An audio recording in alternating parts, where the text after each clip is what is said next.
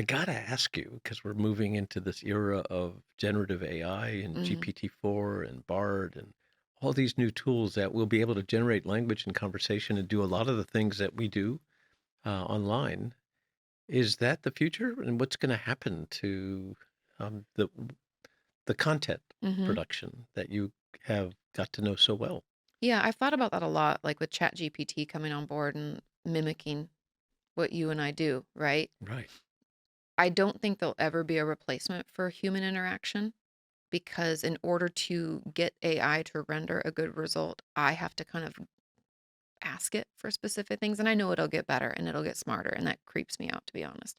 But I do, I don't think there's ever a replacement for in person, real, like just ask yourself this. Does me going like this into the air feel as good as a hug from someone that you truly care about? That real personal connection, I don't think can ever be replaced. And I think even though AI can be a great resource, I do think there's some power in the fact that I have a lot of people in my community who, let's say, are part of the LGBT plus community, live in a rural area.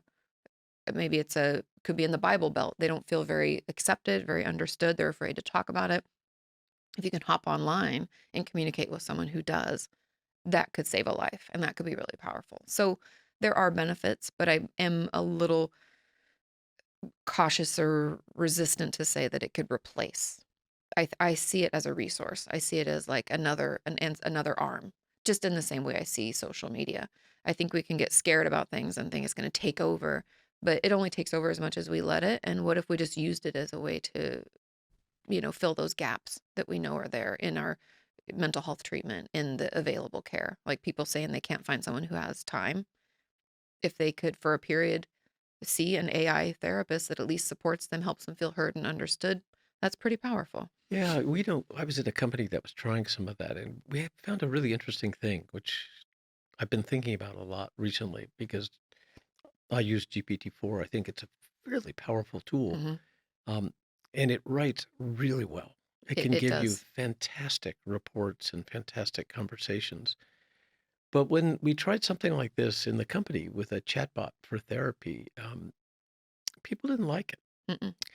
until we started putting in typos because we were doing text-based Hmm. therapy and grammatical errors. And then it became more human. And it Yeah. was really that kind of sense of vulnerability, sense of imperfection that was giving people that sense of connection, that kind of relationship. That's what they wanted. They didn't want the perfect answer. They wanted a human answer. Of course, because that's that connect that's that polyvagal theory. That's that connection. That's feeling like someone really gets what it's like, at least a percentage of what it's like to be you. Because when you're in a really tough spot and you don't feel at your best and you're feeling heavy and weighed down and just at your worst, you don't want someone to be like, well, all you need to do is, one, two, that's not, you're like, get out of here. Yeah. Especially, if you don't even feel like it's a real human.